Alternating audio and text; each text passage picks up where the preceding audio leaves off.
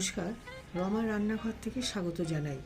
আজকে আপনাদের কাছে একটা সুন্দর পনির ফ্রাইড রাইস রান্না করতে শেখাবো।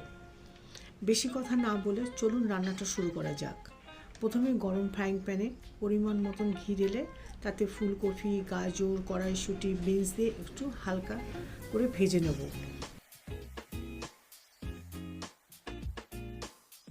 ভাজা হয়ে গেছে, এবার একটা পাত্রে তুলে নেব।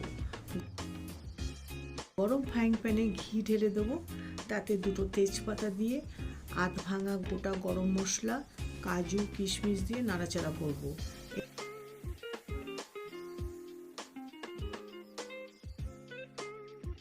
এবার ঘন্টাখানেক ভিজিয়ে রাখা চালটা জল ঝরিয়ে দিয়ে দিলাম।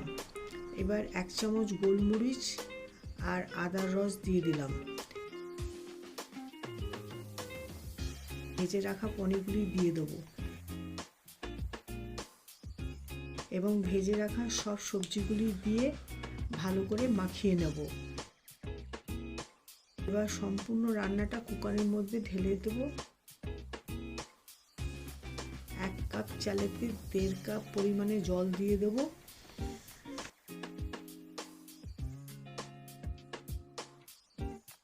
পরিমাণ মতো নুন, 2 চিপি গোলাপ জল, 2 চিপি কেওড়ার জল, 1 চামচ মধু দিয়ে ভালো করে নাড়িয়ে কুকারের মুখটা বন্ধ করে একটা সিটি পড়ার অপেক্ষায় থাকবো।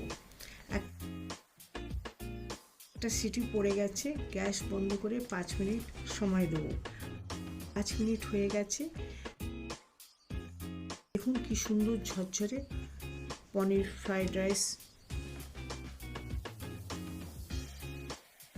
অবশ্যই রান্নাটা বাড়িতে করে কমেন্টে জানাবেন।